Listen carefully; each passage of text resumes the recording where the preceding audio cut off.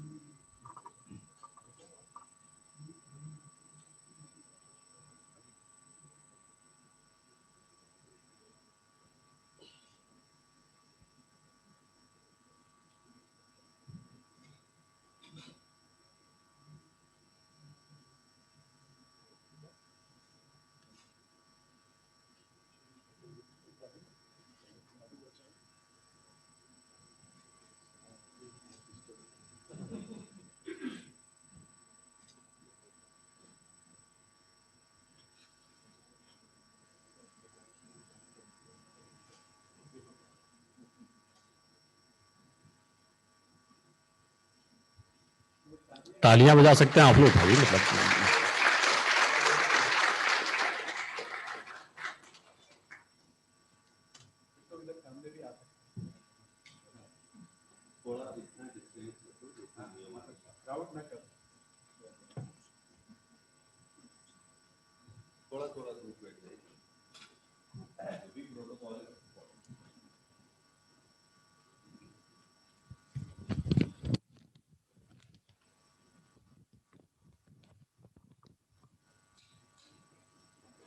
दीप प्रज्वलन के बाद औपचारिक स्वागत का वक्त आया है। लेकिन उससे पहले दरअसल ये संगोष्ठी पहले होनी थी, लेकिन कोविड के कारण अप्रैल से ये स्थगित हुई और अब ये समय आया है कि जब हम लोग इसको कर रहे हैं तो ये ऑनलाइन और ऑफलाइन दोनों मोड में है। 2 दिन 8 और 9 को पूरी तरह ऑनलाइन है। अभी का ये सत्र ऑफलाइन भी है, ऑनलाइन भी। और हमारा सौभाग्य है कि हमारे साथ ऑनलाइन हमसे जुड़े हुए हैं आदरणीय पद्म भूषण डॉक्टर कनक रेले जी, हम उनका स्वागत करते हैं सम्मान से। वो नालंदा नृत्य कला महाविद्यालय मुंबई के संस्थापक हैं, एक जाना माना नाम है कला और नृत्य के क्षेत्र में। आपका फिर से स्वागत है मैम। डॉक्टर सौरभ कुमार मिश्रा जी हमारे बीच हैं, हम उनका भी स्वागत करते हैं। डॉक्टर सौरभ कुमार मिश्र जी उपनिदेशक हैं शोध परिषद भारतीय इतिहास अनुसंधान परिषद, शिक्षा मंत्रालय, भारत सरकार, नई दिल्ली के। आपका स्वागत है सर। हमारे साथ आदरणीय डॉक्टर बाल मुकुंद जी भी थोड़ी देर में जुड़ेंगे, जो कि राष्ट्रीय संगठन मंत्री हैं अखिल भारतीय इतिहास संकलन योजना नई दिल्ली के। हम उनका भी स्वागत करते हैं कि उनकी उपस्थिति से हम समृद्ध होंगे। श्री साई माधवी मैम का भी हम स्वागत करते हैं, जो कि गैप की प्रेसिडेंट हैं। उन्होंने बहुत काम किया है, कंप्यूटर पर लिखा है, बहुत अच्छा एकेडमिक काम कर रही हैं। हम आपका स्वागत करते हैं मैम। और कुछ देर में हमारे साथ कल्चरल सेक्रेटरी, संस्कृति सचिव श्री शिवशेखर शुक्ला जी भी ऑनलाइन जुड़ेंगे। हम अभी से उनका स्वागत कर दे रहे हैं, जब जुड़ेंगे तब एक बार फिर उनका स्वागत किया जाएगा। तो अब वक्त है औपचारिक स्वागत का। सबसे पहले मैं आदरणीय संगीता जौहरी मैम से निवेदन करूंगा कि वो कृपया चांसलर सर का स्वागत करें, जो इस सत्र के अध्यक्ष हैं हमारे। पहले अध्यक्ष का सर।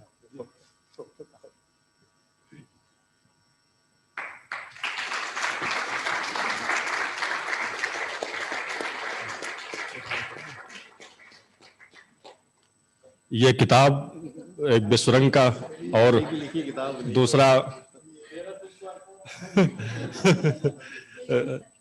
हाँ किताब दे दीजिए।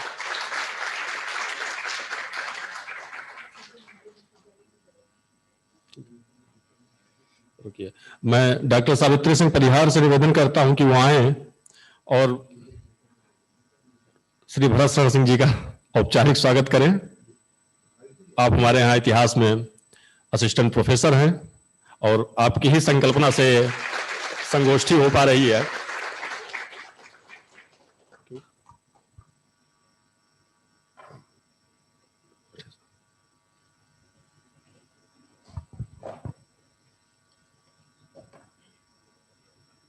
मैं लैंग्वेज विभाग के अध्यक्ष डॉक्टर रुचि मिश्रा तिवारी से निवेदन करता हूं कि वो आए और हमारे कुलपति महोदय का औपचारिक स्वागत करें।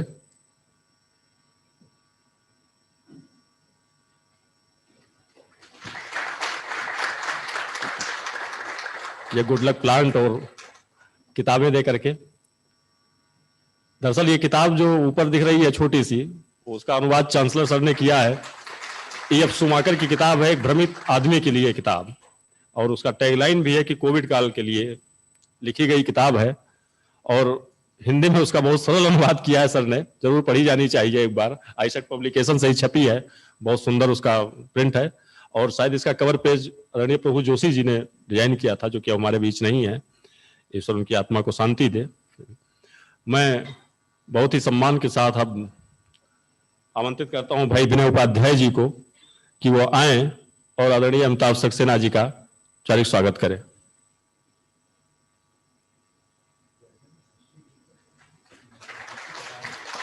एक प्रख्यात कला समीक्षक, एक एकेडमिशियन का स्वागत करते हुए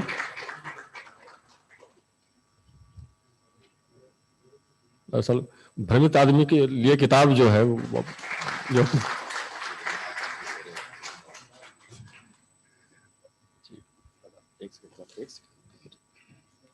मैं अब विशाखा राजुरकर राज से निवेदन करता हूं कि वो आए और सिद्धार्थ चतुर्वेदी जी का औपचारिक स्वागत दें, उनको किताब भी दी जाए। नहीं बोला इसीलिए कि योग्य व्यक्ति तक पहुंचे हो। फोर्स के साथ बोला है किताब दी जाए, अब हम पूछेंगे उसमें लिखा हुआ।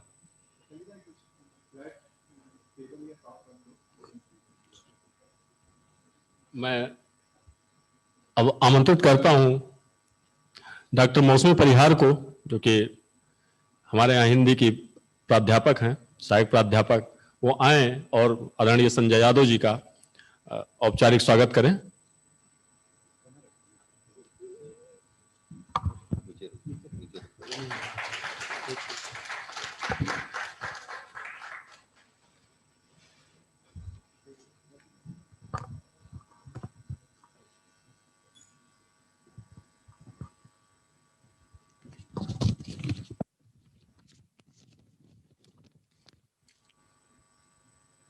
बहुत बहुत धन्यवाद। दरअसल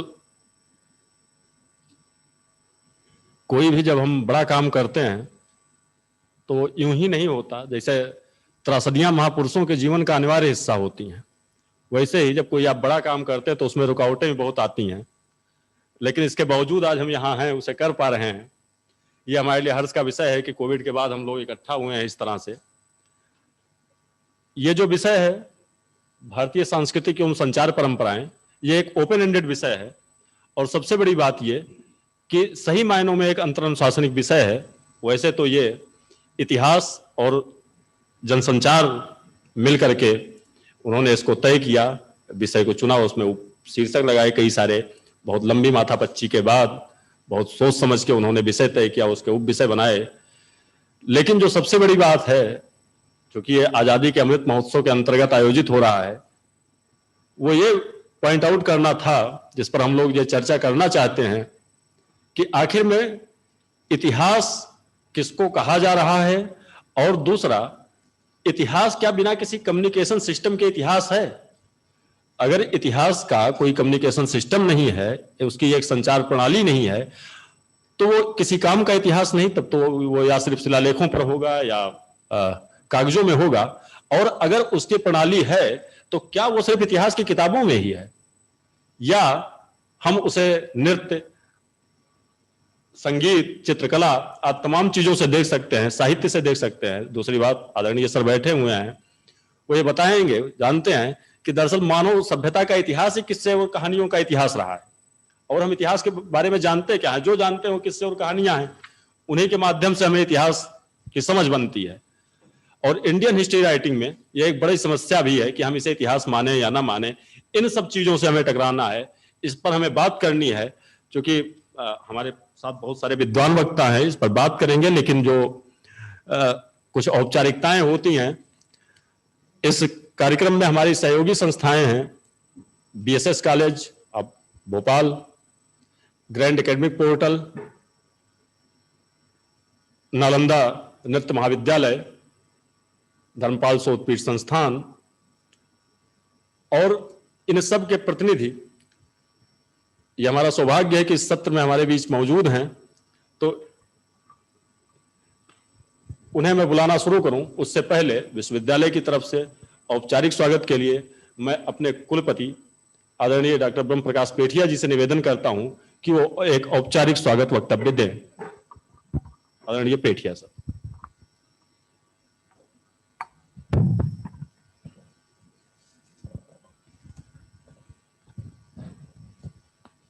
धन्यवाद।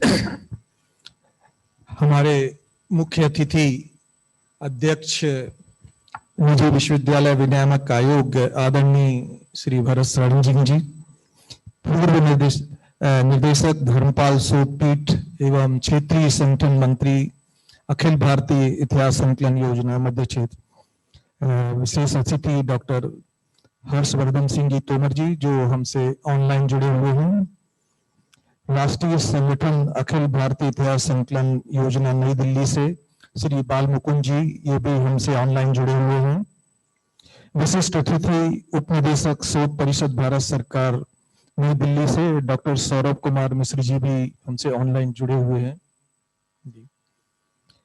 प्रमुख सचिव सांस्कृतिक विभाग आयुक्त स्वराज संस्थान संचालय श्री शिवशेखर शुक्ला जी भी, ये भी हमसे ऑनलाइन जुड़े हुए हैं, नालंदा नृत्य कला महाविद्यालय मुंबई से पद्म विभूषण डॉक्टर कनक रेले जी भी, वो भी हमसे ऑनलाइन जुड़े हुए हैं।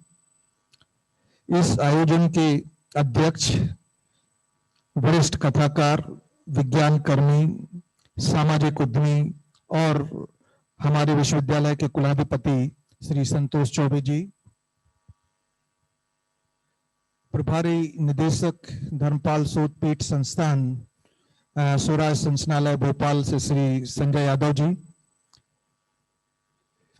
प्रो कुलाधिपति सीवी रमन विश्वविद्यालय खंडवा के श्री अमिताभ सक्सेना जी, अध्यक्ष grand academic portal Shri Sai Madhavi ji जो कि हमसे ऑनलाइन जुड़े हुए हैं, मेरे सभी विश्वविद्यालय के साथीगण, आप सभी का इस 3 दिवसीय राष्ट्रीय वेब संगोष्ठी जो कि भारतीय सांस्कृतिक एवं संचार परंपराएं पर हमारे विश्वविद्यालय के मानविकी एवं उदार कला संकाय द्वारा प्रस्तुत की जा रही है, उस सब में आप सभी का अभिनंदन एवं स्वागत करता हूं।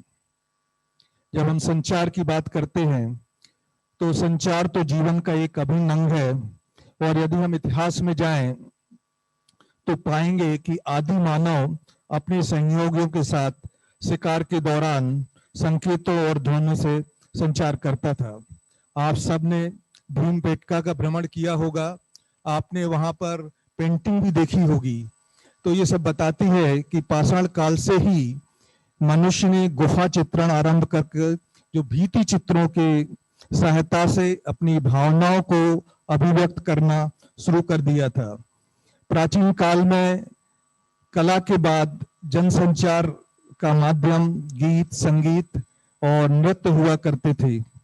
भारत में लोकगीत, लोक नृत्य, लोकनाट्य एवं लोक कथाएं की बहुत पुरानी परंपरा जनसंचार के बड़े माध्यम रहे हैं। लोक भारतवर्ष में सिर्फ मनुष्य ही नहीं, हमने पहाड़, नदी, सभी वनस्पति, सारे जीव जंतुओं को मिलाकर इसका लोक का बनता है। और भारतीय संस्कृति चूंकि पेड़ पौधों, दूब, पत्तल, बेलपत्री आदि को उसमें समूची प्रकृति में देवी सत्ता का साक्षात करती है, इसलिए जब भी हम पूजन करते हैं तो दूब भी चढ़ाते हैं, बेलपत्री भी चढ़ाते हैं। ये बताता है कि हमारे यहाँ बहुत पुराने समय से हमने प्रकृति को देवताओं के स्वरूप माना है। ये सिर्फ एक संचार की पद्धति है जिसकी दृष्टि से आज तक हम उस चीज को चले आ रहे हैं। भगवान शिव नृत्य कला के प्राचीन काल से चला आ रहा है। भगवान शिव जो नृत्य कला के जनक माने जाते हैं। सभी नृत्य शैलियों में आप सभी देवी देवताओं की स्तुति के माध्यम से भारतीय संस्कृति का संधान देखेंगे। भारत में इस हमारी जो संस्कृति है, इसके संरक्षण में जो आकाशवाणी एवं दूरदर्शन ने महत्वपूर्ण योगदान दिया है, और उन्हीं की वजह से हम इस चीज को महसूस कर पा रहे हैं। मुझे आशा है कि ये आने वाले 3 दिन जिसमें हम लोक संचार संबंधी भारतीय अवधारणा के बारे में बात करेंगे, उसे जानना काफी रोचक और दिलचस्प होगा। इस राष्ट्रीय वेब संगोष्ठी में मैं आप सभी का एक बार पुनः अभिनंदन एवं स्वागत करता हूं, और आशा करता हूं कि आप सभी लोग 3 दिन में काफी उत्साहपूर्वक इसमें भाग लेंगे, और हमारा जो इसका संघर्ष वो निकलेगा निचोड़ वो काफी अच्छा होगा, और क्या हमारी आगे संभावना है और इसको हम कैसे आगे बढ़ाते हैं। तो सभी शुभकामनाओं के साथ आगे 3 दिन के लिए आप सभी को शुभकामनाएं, और आप उसमें भाग लें, और अपने तरफ से जो भी आपका योगदान है, आपके प्रश्न है, वो आप संगोष्ठी में उठाएं तो काफी रोचक रहेगा। धन्यवाद।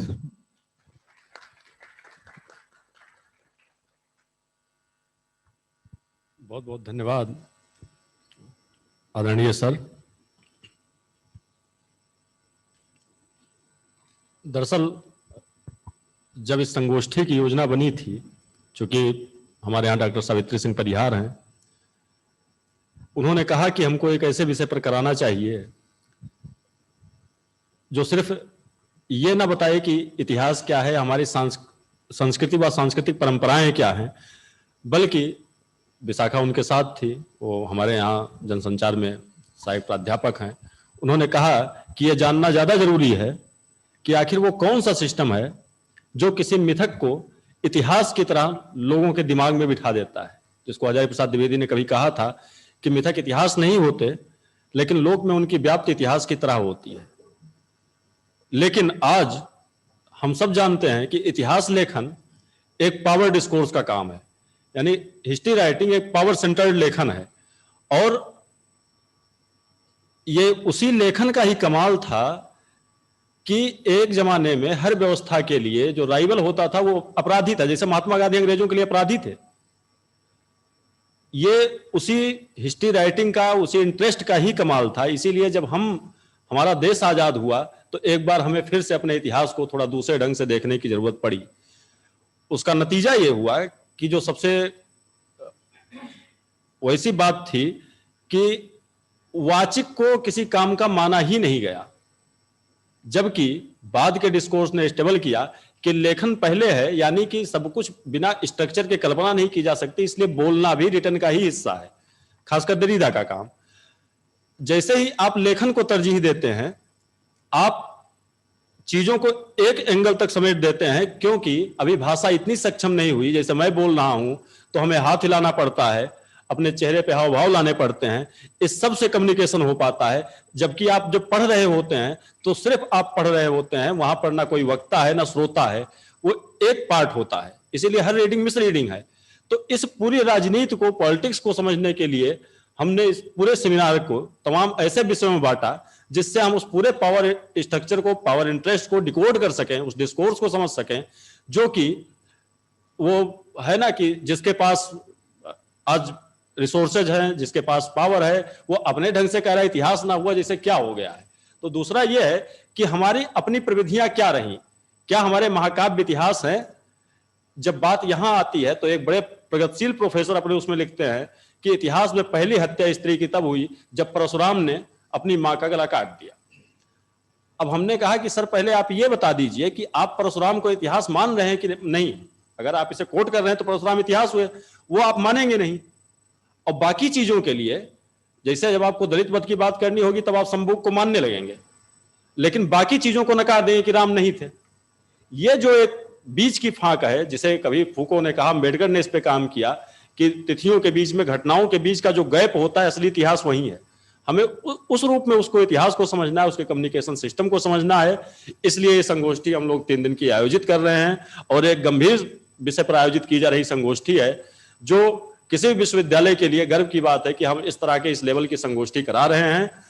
अब समय आ गया है कि मैं थोड़ा कम बोलूं, और जो हमारे साथ जुड़े लोग हैं वो कुछ आशीर्वचन देंगे अपने, इसलिए क्योंकि हमारे साथ बहुत ही वरिष्ठ और सम्माननीय लोग जुड़े हुए हैं। मैं इस क्रम में सबसे पहले डॉक्टर साई माधवी जी, जो कि ग्रैंड एकेडमिक पोर्टल के अध्यक्ष हैं, मैं उनसे निवेदन करता हूं कि मैम वो कृपया अपने शुभेच्छाएं हमें दें। जी sir, good morning to one and all sir. Sir, it's a pleasure, sir. This is Sai Madhvi, Professor, CSE Department, RYMEC, sir. I've also been given President of GAP. I thank you all for inviting me for today's inaugural function, National Conference on Indian Culture and Communication Traditions, organized by Faculty of Humanities and Liberal Arts, RNTU, Rabindranath Tagore University. Sir, it's a pleasure to be along with so many eminent dignitaries of today's function. Chancellors are there, Vice Chancellors of RNTU, IQAC Coordinator ma'am. I congratulate all the coordinators, conveners for taking such a beautiful initiation in organizing today's program. India is a cradle. I just talking about 2 lines about today's conference. India is a cradle of human race, birthplace of human speech, mother of history, grandmother of legend, and great-grandmother of traditions. These lines float on the net so much, not only on the net, but in our hearts too. I can say our culture is residing in our hearts and souls, and no influence can tear it apart. Though we are getting diverted, sir, here and there we get diverted, but yet strong influence of our culture will pull us back and will keep us united. So these are my 2 words regarding today's conference. As a president of GAP, I would say that GAP was an initiative started by Dr. Gurudatta JP sir, Chairman GAP, and Dr. Preeti Oza ma'am, CEO of GAP. And today, it is an extended family of 192 life members, sir. There are many colleges who have taken up institutional memberships with us, and signed MOUs with us. And we have many initiatives for the benefit of the teaching fraternity. Many initiatives and many, they are providing us with a platform to showcase our talents. And one more recent update I can say about GAP is we are come up with iCarrots. This is an international certified assessment ranking and accreditation trainer. This will give us so many frameworks like NAC, AQUAR, NIRF, NBA, NEP, QS, NABH, all these are so many frameworks are being provided. We are giving a chance for training the trainer, and they'll be certified under, this registration, this certification will have a lot of weightage because we are registered under PMKVY, MSME, Niti Aayog, Niti Darpan, and so on. So instead of speaking about more of the initiatives, I am just saying about one initiative, that is iCarrot, which is currently running in GAP, and this will give a lot of benefit to your faculty members, sir. This can be given a thought. So since all of you very eminent personalities are sitting on the dais, I thought I'll just put one small word to y'all so that y'all can take your decisions. And a very good initiation from RNTU. Usually we can have technical conferences, but having such conference is very rare, and a very, very good initiation by RNTU. And I congratulate one and all those who are involved in organizing this program. And I thank all the dignitaries and all the organizers for giving me this opportunity to speak a few words. Thank you, sir. बहुत बहुत धन्यवाद।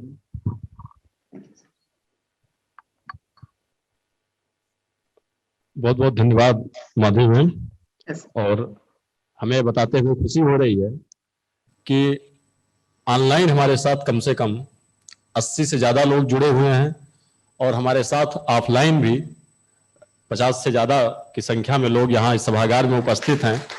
तो संख्या के लिहाज से और उसमें जितने लोग पार्टिसिपेट कर रहे हैं उसमें या तो रिसर्च स्कॉलर्स हैं, फैकल्टीज हैं, अदर डिग्निटरीज हैं, अपने अपने फील्ड के एकेडमिक्स के बहुत बड़े बड़े नाम हमारे साथ जुड़े हुए हैं।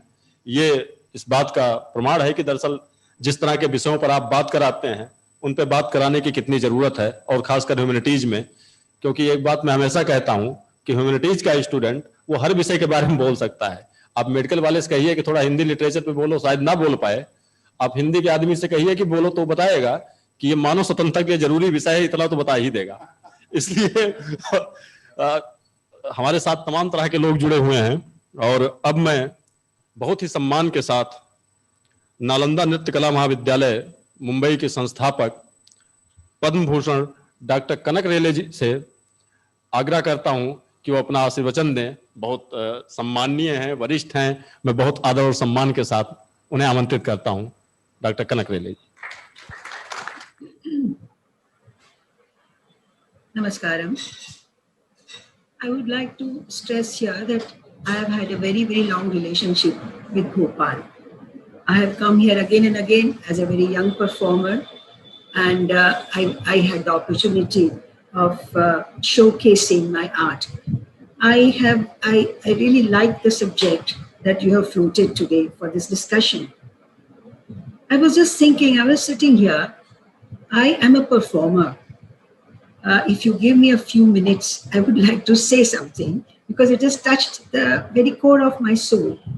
I'm a performer, and I had the privilege of unearthing a very beautiful dance style which was reportedly dead. There were no practitioners, and that is called Mohiniyattam. It belongs to Kerala. I am not from Kerala, but from my childhood, from the age of say 7 or 8, I've been totally involved in practicing, learning, practicing Kerala arts first Kathakali, and now Mohiniyattam, which has become my soul. I would like to point out over here that when you have these discussions, you would like to go deep into what is your art. Where does it touch you? Where does it take you? I am pretty aged. I started the entire concept of classical dance academics in this country. And I was pilloried, I was ridiculed. People said, "ये क्या करती, पागल हो गई है क्या? ये यूं नाच के क्या डिग्री मिलती है?" Today it is gone much above, and I'm very proud of the fact that I could do that. But my contention is always that it is an ancient art. Yes, I agree. I have studied the Natya Shastra attributed to the legendary sage Bharata very deeply. I can quote ad hoc from it. But then a time came when I said that, is this useful to us today? We are all dancing. And I could see things being performed on the stage. Slowly, I see that the young people of this country are moving away from what your traditions were. I have learned in the most traditional way from a very revered guru. I mean, I could not even dare to speak anything in his presence. But I had these questions in my mind. What am I dancing? And whatever I'm dancing, is it useful to the country? To the I won't even say country, to the society at large? And is dance just as something which is a token, or which is history? It was treated like this, but no. When I went deep into what is Natya Shastra, what are the traditions, the Natya Shastric tradition, I said it's inherent part of your life. It is a part of my life. I express myself. I express my anguish, my joys, everything through my dance. And that is how I shifted away. Of course, for me, Bharata Muni is really legend. All the gods are my, I bow down to them daily. But to me, dance is nothing, it cannot be treated as an antiquity. I don't want it to be an antique. And that is why I started shifting away. And I said, can we not do something which touches the people's heart? But I want to dance, pure Mohiniyattam I want to dance, but I want to touch the people. And how do I touch the people? I became very contemporary, but I took all my messages and all my inspiration from our ancient tradition. So that I started performing, I started choreographing, and I must say that in this particular thing, I had the collaboration of a very fine, a very highly respected Kerala poet, Kavalam Narayana Panikar. We made two sides of the same coin. And he also said that, yes, you're quite right. Though he was a very great traditionalist, I'm a traditionalist. But I would like to touch every one of you distinguished people, that you have to make the art contemporary. And that is how I started taking up problems. I started taking up things. But then when I went to my traditions, I found Bharata. I want so many that I came across so many of our legendary commentators. And they said, you are not supposed to depict current situations. Why not? And that is how I started doing the characters like Draupadi, Gandhari. All these characters were Kubja. I took these characters, and those are characters which are alive. I'll give a small little example that one day Mumbai is a very big city, and I was going in my vehicle, and I saw a couple, very poor couple. The woman was poor thing. She had a big weight on her head. Her lord and master was striding very forcefully ahead. And Mumbai being what it is, she could not bring herself to cross the road, because from this side, from that side, from everywhere, vehicles were coming like stampeding animals. And the man goes on the other side, stands there. I don't know, I could not understand that language because all sorts of people come into Mumbai. But I could see from his gestures that he was cursing her. And he was telling her that, why don't you cross over? This poor woman, eventually she decided she was going to take it. She just had a deep breath and just dashed across the road. When I was holding my breath because I was trembling. She goes across. And what does it happen? In my mind, I said, I would like to box that stupid fellow's face and head. No. She went there And what a smile she gave her husband. And the man puts his hand round her shoulder, hugs her, and both of them go away. But that is the day I said, this is my India. This lady is I won't call her a woman, she's a lady. She represents me, and she represents so many of us. The faith that she had in herself, in her standing, and in her husband. In the sacred tie, the sacred thread that binds us in India. Nowadays all sorts of divorces are going ahead. I don't want to comment on that. But we were brought up for certain linkages. And this is what I said, this is the India I want to depict. Then I went to so many scholars, and I told my friend Kavalam Narayana Panikkar, I said, Kavalam, I would like to present this. He was very upset. Oh, I don't want to do that. I said, why not? What's wrong? I said, no. You want to do Draupadi, and you want to do this and that and all that. We can't do that. I said, does not Draupadi belong to you? Draupadi belongs to me. Draupadi belongs to everybody over here. Draupadi is a concept. If you don't want to take her as a flesh and bone person, leave it. But the concept of Draupadi, the concept of Kubja, won't you like to do that? He was in a huff. I used to go to Kerala to work with him. Next day morning, early in the morning, he rings up in my hotel and tells me, Kanak, you're quite right. We have to present this. And we started choreographing. Now, I must say that I was extremely fortunate that I had the poet of Kavalam Narayana Panikkar's caliber to write my ideas. I dance in Malayalam. I'm not a Malayali. I'm born a Gujarati, born and brought up in Maharashtra. I speak chaste Marathi. But I have become emotionally bound with the Kerala art. Now, this is the beauty of India. This is the beauty of India, because you, if you see these items of mine, if you see me dancing on the stage, I have performed it all over Europe, all over the world. And whenever I show Draupadi, whenever I show Kubja has touched everybody's heart. I've seen people wiping their eyes because there we became one. How did we become one with them? I'm standing in Europe in a very beautiful auditorium, and I see ladies wiping their eyes and then coming backstage and hugging me.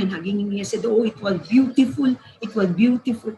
What did they know that? So I want to break these barriers. And that is why I was very happy. I'm invited here. Forget about language. We forget. Kavalam wrote in Malayalam, and I know Malayalam very well from my childhood. I dance to those items. I know Sanskrit very well. I go deep into the Sanskrit literature, and so many beautiful, exquisite items Kavalam and myself, we have dug out. But the major thing is that I belong today. And if I am away from the travails of today's world, where woman is still absolutely treated as a chattel, where woman is crushed down, then I, as a woman who is, I can say that I'm liberated, I must raise my voice. And this is what I would like to convey through this very, very beautiful concept, the conclave that you are conducting, that you have to, in a way, interpret your arts on the stage for the common people, and they should be acquainted with the problems that we are facing. You must go to the aesthetics of the dance style. Whatever is the aesthetics, we will follow. I'm following aesthetics of Mohiniyattam. And it has been a pleasure to sort of touch these things. So I did Kubja. What is Kubja? Who was Kubja? You know who was Kubja. But do you know how many Kubjas are there?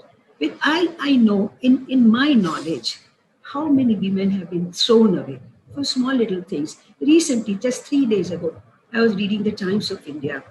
And one man has just thrown away a woman. For what? For a trivial, stupid sort of a thing. And the woman is going to be thrown off? No, I do not agree with this at all.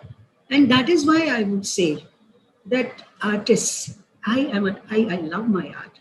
I love my tradition. I go to Mohiniyattam, I have researched Mohiniyattam, and what I have contended, scholars have agreed that it is almost 3,000 years old. It's a beautiful tradition. I have dug it out. I'm choreographing in it, but I am making it also contemporary so that it touches people's heart. And what is contemporary in art? There's nothing contemporary because we are performing. And when I started researching the tradition of Indian classical dance, I, I, I have come to the conclusion, and quite a lot of scholars have agreed with me, that the dance system that exists today, which you people admire, is not more than 100, 115 years ago. But the message that it can give, it can tell people of troubles. Now I'm concerned with problems of ladies, women, stree. But there are so many other problems. I did pick up those problems. I'm not saying that you cannot do Chandana Charchita Neela Kalevara, Pita Vasanavana Mali, that also you, because it's so beautiful. The poetry is so beautiful. But to sort of balance it, I've also started, I choreograph in Mohini Attam. These are some of the issues that I take. And I'm very proud to say that, I was the first to start the degree courses in dance at the University of Mumbai, and then later on all the courses were transferred to the UGC also. Many of the institutions, I know some of the institutions in your city also, they would write to me and I would fashion out their educational courses.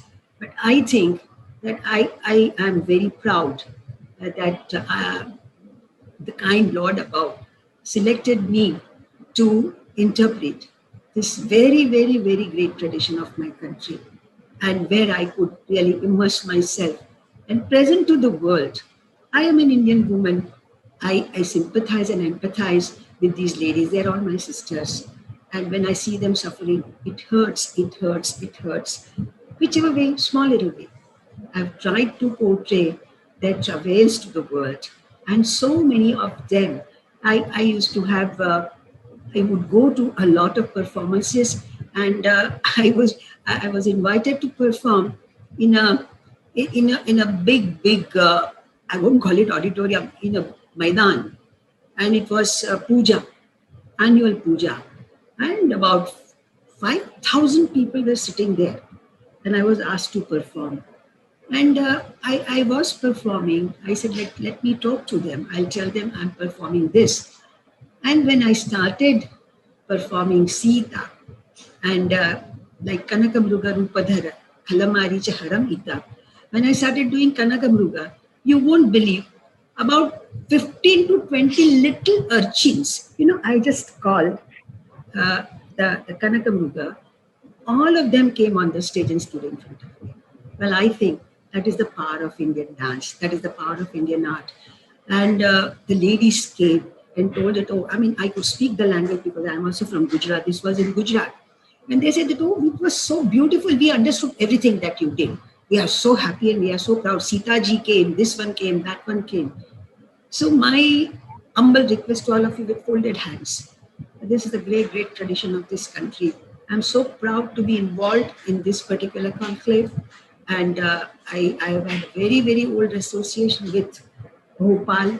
I love the place. And I think that I'm really sanctified today. And I'm very happy that I'm meeting all of you. I'm much older to you. You're all my brothers and sisters.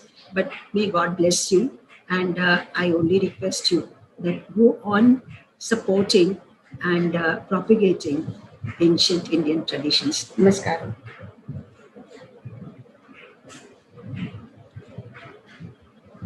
Are there any questions?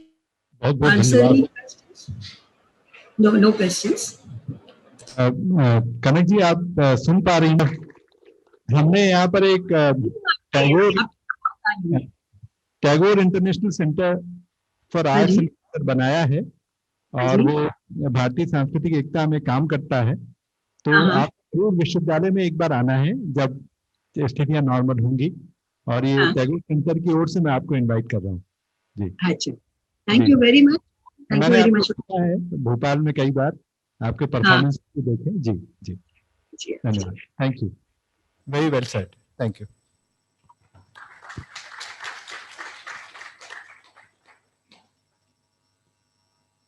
धन्यवाद कनक जी। अब मैं ज्यादा वक्त ना लेते हुए आदरणीय संजय यादव जी से निवेदन करूंगा कि वो 2 शब्द कहें। धर्मपाल शोधपीठ संस्थान के निदेशक हैं इसमें और हमारे साथ हैं।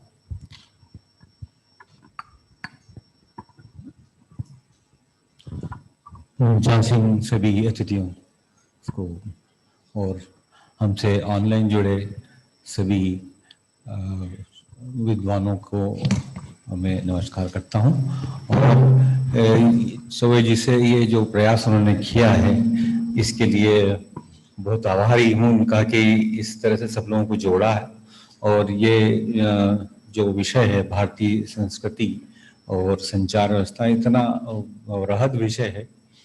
पाषाण काल से लेके तो रामायण महाभारत और उसके बाद से जो भी अपनी धार्मिक परंपराएं हैं उन सभी परंपराओं में जो संचार की जो व्यवस्था है अलग अलग उससे जुड़ते हुए आज हम लोग जिस वर्तमान में जिस उसमें हैं और अभी जिस संचार व्यवस्था के माध्यम से हम सब लोगों से जुड़ रहे हैं ये अपने आप में एक आधुनिक काल की जो है हमारी उपलब्धि है। अभी पूरा व्हाट्सएप ट्विटर ये सब चीज़ें यहाँ तक हम लोग पहुँच चुके हैं। लेकिन सोचने वाली ये बात है कि पुराने समय में किस तरह से लोग इससे जुड़ते थे। गाथाओं के माध्यम से, लेखन के माध्यम से, वाचिक परंपरा का जो इसमें योगदान रहा वो अत्यंत महत्वपूर्ण रहा। और यहाँ तक हम लोग अब ये इतना आधुनिक पद्धतियों में सब चीज़ों को रिकॉर्ड कर रहे हैं। सब हमारे पास डिजिटल फॉर्मेट में ये सब चीज़ें उपलब्ध हो रही हैं। लेकिन जो हमारे धार्मिक ग्रंथ हैं उनके माध्यम से हमारी परंपराओं को हमने समझने की कोशिश करी और आज यहाँ पे हम लोग पहुँचे हैं। तो इस विषय को लेकर जो हमारे बीच काफ़ी विद्वान जन बैठे हैं, मैं चाहूँगा कि वो इन पर प्रकाश डालें। और हम लोगों ने एक छोटा सहयोग किया है इसमें, धर्मपाल शोधपीठ ने, उसमें उसके लिए आप लोगों को धन्यवाद देता हूँ। नमस्कार।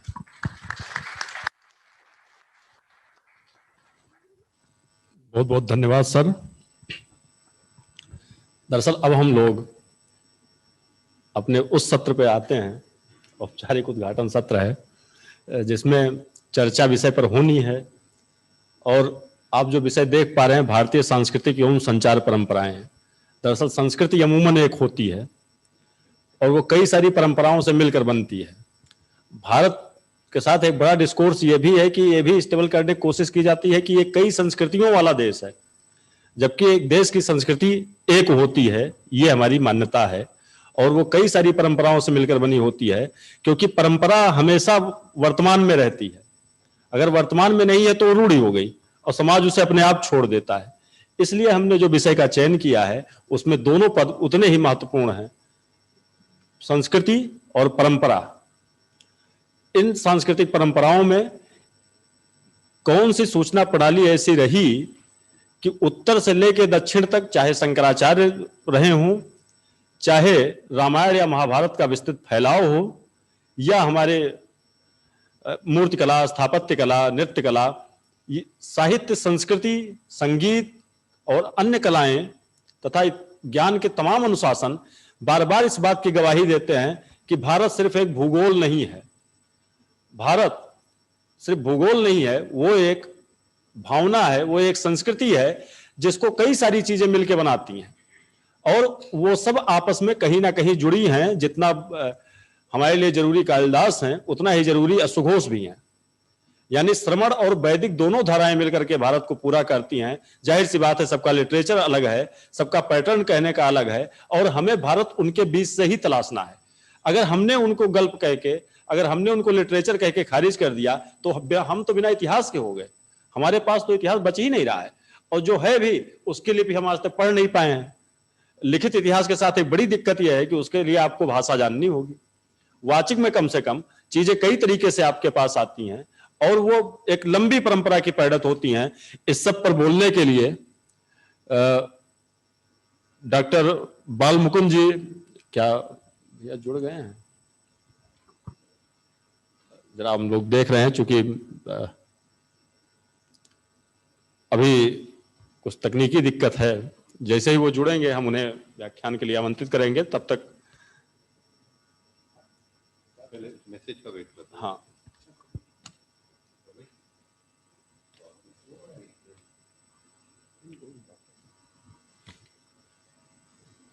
तब तक इस विषय के बारे में मैं थोड़ा और आपको बता दूं। फिल इन द ब्लैंक्स की तरह संचालक कई बार होता है। ये टेक्नोलॉजी में ये पॉजेज आपको मिल सकते हैं। सौरभ जी हैं? सौरभ जी जो है हमारे साथ डॉक्टर सौरभ कुमार मिश्र जी भी जुड़े हुए हैं। उपनिदेशक हैं शोध परिषद, भारतीय इतिहास अनुसंधान परिषद, शिक्षा मंत्रालय, भारत सरकार, नई दिल्ली के। सौरभ जी, हमें सुन पा रहे हैं आप? जी मैं सुन रहा हूँ जी। आदरणीय सौरभ जी हमारे साथ हैं। उनका काम है, और सबसे बड़ी बात ये कि ये उस दृष्टि से काम कर रहे हैं कि आखिर में इतिहास माने किसे, इतिहास में नई चीजें कैसे आ सकती हैं, या हमारे पास जो है हम उसे इतिहास के दायरे में कैसे लाएं, जो ओरिएंटलिस्ट डिस्कोर्स से अलग की चीज है। पश्चिम ने जैसा पूरब को देखा, सिर्फ वही पूरब नहीं है, उन्हें अपने शासन को जस्टिफाई करना था। इसके लिए उन्होंने तर्क ढूंढे, हमारी चीजों को खारिज किया। लेकिन आज जबकि हमारे साथ ऐसी कोई बाध्यता नहीं कि हम उपनिवेश हैं, हम एक स्वतंत्र देश हैं, एक स्वतंत्र राष्ट्र हैं, हमारे पास अपनी मेधा, अपनी परंपरा है, तो हमें उनके भाष्य की जरूरत पड़ रही है। हमें एक बार फिर से अपने इतिहास और परंपरा को देखने की जरूरत पड़ रही है। मैं बहुत ही सम्मान से डॉक्टर सौरभ कुमार मिश्र भाई को आमंत्रित करता हूं कि वो आएं और विषय प्रवर्तन करें। सौरभ जी। जी बहुत बहुत धन्यवाद। सर्वप्रथम तो मैं आज के जो मुख्य वक्तागण हैं और जो ऑनलाइन माध्यम जुड़े हुए हैं, विश्वविद्यालय के कुलपति, कुलाधिपति जी और मंचासीन अतिथियों सभी का मैं स्वागत, धन्यवाद करना चाहता हूं कि आपने मुझे इस कार्यक्रम के लिए उचित समझा और जोड़ा। साथ ही इस संस्था रविन्द्रनाथ टैगोर यूनिवर्सिटी और धर्मपाल शोधपीठ जो इस कार्यक्रम के, जिनके द्वारा कार्यक्रम का संचालन हो रहा है, आज कार्यक्रम ये संपन्न हो रहा है, उनको मैं बहुत बहुत धन्यवाद देना चाहता हूँ। जैसा कि विषय है कि भारतीय संस्कृति एवं संचार परंपराएं, दो अलग अलग जो एक विषय हैं जो जिनका समीकरण एक तरह से जुड़ा हुआ है। बिना दोनों के साथ के ये जो पूरा जो विषय है वो पूरा नहीं होता है। बहुत ही विचारणीय विषय के रूप में इसको रखा गया है, और आज के संचालन कर रहे महोदय ने भी बहुत बेहतर तरीके से इस विषय को रखने का प्रयास किया है। मैं सर्वप्रथम शुरुआत यहीं से करना चाहता हूं। जैसा उन्होंने कहा कि भारत सिर्फ एक भूभाग नहीं है, बल्कि एक ऋषि मुनियों, उपनिषदों, वैदिक ऋचाओं, वनों, नदियों, पहाड़ों और जनजातीय श्रृंखला परंपराओं का एक समूह है। ये भारत की एक संस्कृति है जिसमें इन सभी रचे बसे हुए हैं। जब हम भारत की बात करते हैं तो हमें दो चीजें सामने आती हैं, भा और रत। जिस प्रकार से भा का अर्थ है कि किसी चीज में ज्ञान परंपरा हुई या फिर लीन होना या किसी परम ज्ञान की बात करना है, उसी प्रकार से रत में हम बोलते हैं किसी तल्लीनता, किसी चीज में लीन होना, किसी में विलीन होना। ये दोनों के मिलके जो भारत की बात की जाती है, इसका ये शाब्दिक अर्थ है, जिसमें ज्ञान परंपरा जो है, किस प्रकार ज्ञान परंपरा में लोग तल्लीनता के साथ आगे बढ़ रहे हैं और किस प्रकार से ऋषि मुनियों द्वारा जो भारत की वाचिक और जो ज्ञान परंपरा को आगे बढ़ाया उन्होंने है, उसके बारे में ये कुल मिला के ये बातें हमको आज करनी है। जब हम इन ज्ञान परंपरा की बात करते हैं तो इन ज्ञान परंपरा की ओर जब हम दृष्टि हमारी जाती है तो हम देखते हैं कि ये भारत की जितनी भी वैदिक ज्ञान परंपराएं हैं, ये या तो वनों में, अरण्यों में, यही यहाँ पे लिखित मुनियों द्वारा लिखे हुए हैं, जहाँ पे जिनकी परंपराएं निकलती हैं, किस प्रकार से भारत की संस्कृति है, किस प्रकार से भारत की सभ्यताएं हैं, इन पे हम बात करते हैं, इन विषयों को लेकर बात करते हैं। यहाँ तक कि इस संस्कृति के बारे में जब हम चर्चा करते हैं तो ये मनुष्य हो या भगवान हो, दोनों ही यहाँ की धरा को अपनी मातृभूमि समझते हैं और माता की तरह इसका सम्मान करते हैं। एक हम सब जानते हैं, जो रामायण महाभारत की बात हो रही है, तो हम जानते हैं कि जब लंका विजय के उपरांत भगवान श्री राम को अयोध्या में शासन करने के लिए, वहां पे निवास करने के लिए बात होती है, तो वो कहते हैं अपने अनुज से कि हे लक्ष्मण, अपि स्वर्गमयी लंका नामे लक्ष्मण रोचते, जननी जन्मभूमिश्च स्वर्गादपि गरीयसी। वो कहते हैं कि जो हमारी ये भले ही सोने की लंका है, स्वर्ण की लंका है, यहाँ पे सभी ऐशो आराम है, लेकिन जो अपनी जन्मभूमि है, वहां मातृभूमि है, उससे बढ़ के दूसरा कोई और जगह नहीं हो सकता है। वही हमारा मन लगेगा, वही हमारे सब कुछ सर्वस्व वहीं पे है। इसी प्रकार से जो हम देखते हैं देवता, स्वर्ग में जो देवता हैं, वो भी जो बात करते हैं अपनी भारत भूमि के लिए, वो यही कहते हैं कि गायंती देवा किलगीतिकानी धन्यास्ते भारत भूमि भागे, स्वर्गापवर्गा मार्ग भूते भवंती भूरिया पुरुषा सुरत्वात्। वो कहते हैं कि जो स्वर्ग की जो देवता है स्वर्ग के, वो भी ये बात कहते हैं कि अगर हमको एक बार भारत भूमि में जन्म लेने का अवसर मिले तो ये हमारे अहोभाग्य होगा, हमारा सौभाग्य होगा कि हमें वहां जैसे भारत भूमि में जन्म लेने की हमें सौभाग्य प्राप्त हो रहा है। इस प्रकार तमाम सी संस्कृतियां हैं जो लगातार वैदिक युग से लगातार भारत भूमि के और लगातार चली आ रही हैं, और आज तक वो संस्कृतियां हमारे परंपराओं में, हमारी रीतियों में, हमारे तमाम तरह की चीजों में रसी बसी हैं। जब हम बात करते हैं इन रीतियों, इन संस्कृतियों की बात करते हैं, तो हम जब पूरे भारत भूमि की बात करते हैं तो उसमें वो उस समय के भी देश हमारे आते हैं जो आज हमसे अलग हो गए हैं। चाहे वो बात करें हम पूर्व दक्षिण एशिया के, थाईलैंड की बात करते हैं, इंडोनेशिया की बात करते हैं, मलेशिया की बात करते हैं, कंबोडिया की बात करते हैं। इन सभी जब हम देशों की बात करते हैं जो कभी भारत भूमि का हिस्सा रहे हैं, तो इन सभी संस्कृतियां कहीं ना कहीं आज भले ही वहां पे पूजा पद्धति वगैरह सब कुछ और वहां की भाषा बोली अलग हो गई हो, लेकिन इन सभी जगह संस्कृति जो है, सभी परंपराएं जो हैं, आज भी वही परंपराएं में जीवन यापन कर रहे हैं जो कभी भारत भूमि की वैदिक परंपराएं रही हैं।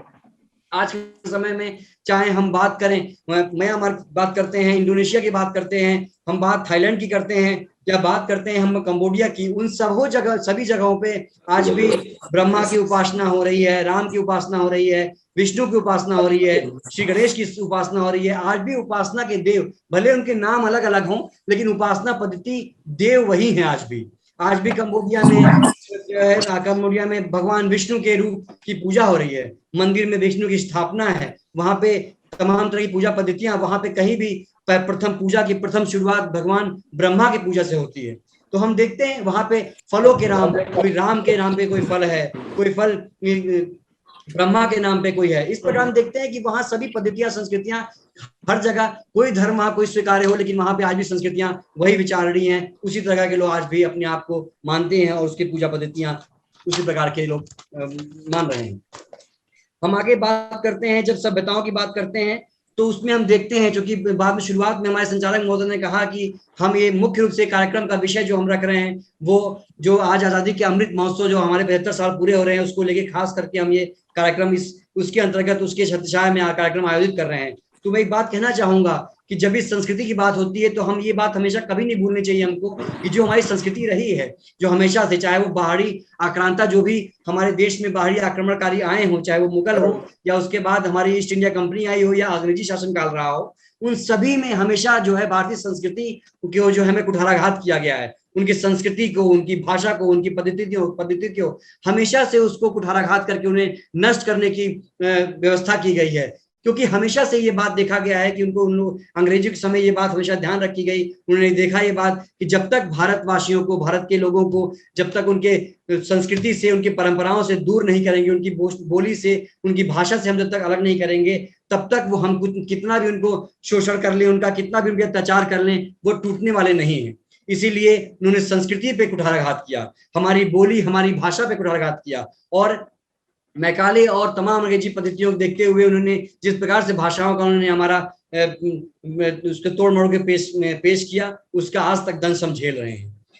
लेकिन ये भी बात हमें नहीं भूलना चाहिए कि जब जब हमारे देश पे इस प्रकार की व्यवस्थाएं, इस प्रकार की दिक्कतें आई हैं, तब तक हम देश में कोई ना कोई इस प्रकार से जब हम बात करते हैं 100 साल के इतिहास की, 1857 की बात करते हैं हम, तो हमको नहीं भूलना चाहिए हमको कि उसके 100 साल पूर्व 1757 से ही हमारे जनजातीय समुदाय, जिनको अंग्रेजों ने लगातार और बाद के पाठ्यक्रम में हमारे आजादी के बाद भी जिनको हमेशा हम लोगों ने बर्बर और अशिक्षित जनजातीय श्रेणी में लाके खड़ा किया है, हम ये भूल जाते हैं कि वो रामायण काल भी रहा है, वह महाभारत काल भी रहा है, जिसमें जनजाति समाज के लोग, वनवासी समाज के लोग हमेशा नेतृत्वकर्ता के रूप में आगे आए हैं। चाहे राम की सेना की बात करें, वहां भी सुग्रीव जैसे वनवासी समाज के नेता रहे हैं, जो राजा के रूप में आगे हमारे सेना को उन्होंने आगे बढ़ाया और कार्य किया।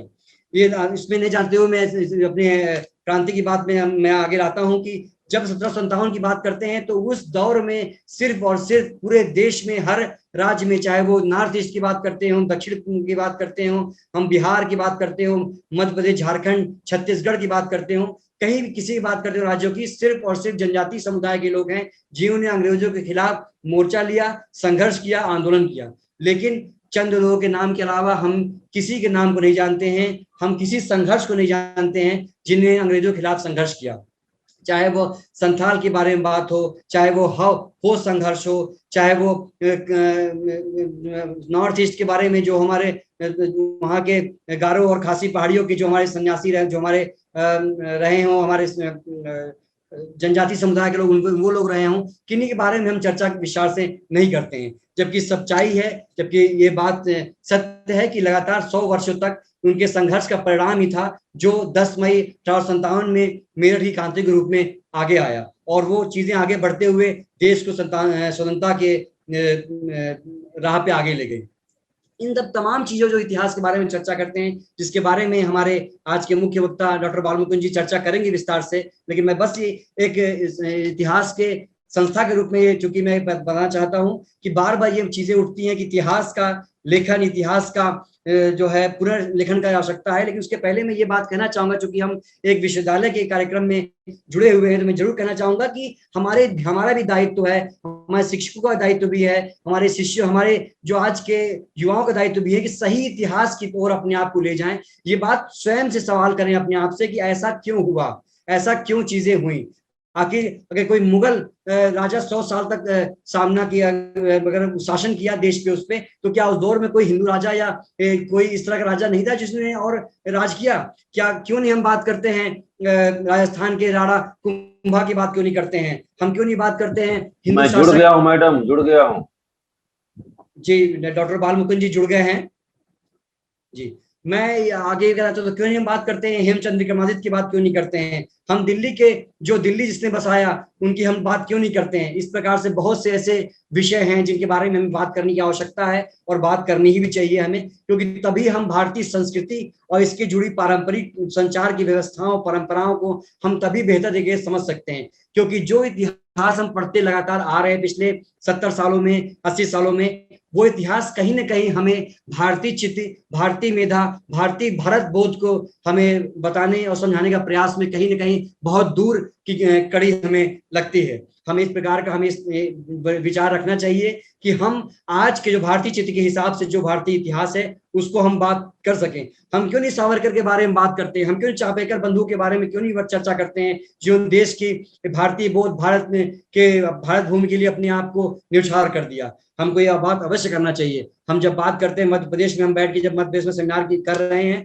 तो मैं मध्य प्रदेश के एक बड़े भूभाग में, जो भूभाग हमको डिंडौरी से जुड़ा हुआ नालछा धार का जो बड़ा भूभाग है, बहुत बड़ा एक क्षेत्र है मध्य प्रदेश का, जिसमें जनजातीय समुदाय निवास कर रही है और आज भी अपनी परंपराओं से जुड़ा हुआ, अपनी परंपराओं के बारे में चर्चा कर रही है। मैं एक, चूंकि संचार से जुड़ी हुई बात भी है, तो मैं संचार का भी विद्यार्थी हूँ, तो मैं जरूरी बात एक और कहना चाहूंगा कि कहीं ना कहीं चीजें कमतर भी हैं। हमारे आज के भी जो जनजातीय समुदाय के लोग हैं, वो मुझे लगता है कि इकलौते ऐसे समुदाय के लोग हैं, जनजातीय लोग हैं, वनवासी लोग हैं, जो आज भी अपनी परंपराओं के हिसाब से जी रहे हैं, अपनी परंपराओं को आगे लेके चल रहे हैं, अपनी परंपराओं के हिसाब से जीवन अपनी यापन कर रहे हैं।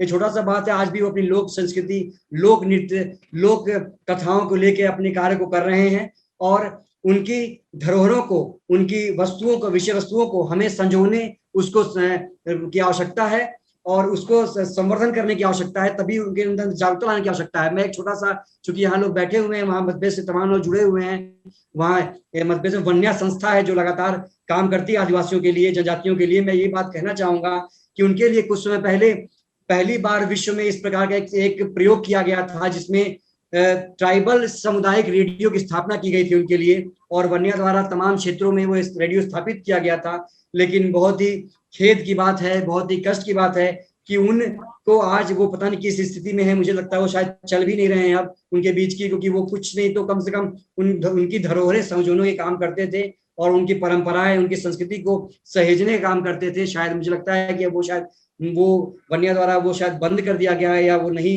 है आज के समय में स्थितियों में। मुझे लगता है कि इन सभी चीजों को देखने की आवश्यकता है बहुत ही गहनता से, क्योंकि जब तक हम जमीनी स्तर पर चीजों को संरक्षित नहीं करेंगे तब तक हमारे भारतीय का इतिहास जो है वो ना हमारे बीच आ पाएगा, ना ही हम उसको संवर्धित कर पाएंगे, ना ही उसको हम आगे बढ़ा पाएंगे। इसलिए मुझे लगता है कि इस विषय में गंभीरता से हम सभी को सोचने की आवश्यकता है और इस पर कार्य करने की आवश्यकता है, तभी हम सही इतिहास जुड़ पाएंगे और आगे तक इतिहास ले जा पाएंगे। धन्यवाद। जय हिंद।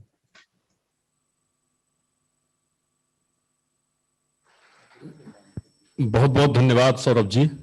और आपने जो बातें कही, हम भी लगातार ये कह रहे हैं और ये सोच रहे हैं कि दरअसल इस दिशा में किस ढंग से काम किया जा सकता है और किस तरह से हमें अपने भारतीय वांग्मय के एक नए व्याख्या की, एक नए दृष्टि की जरूरत है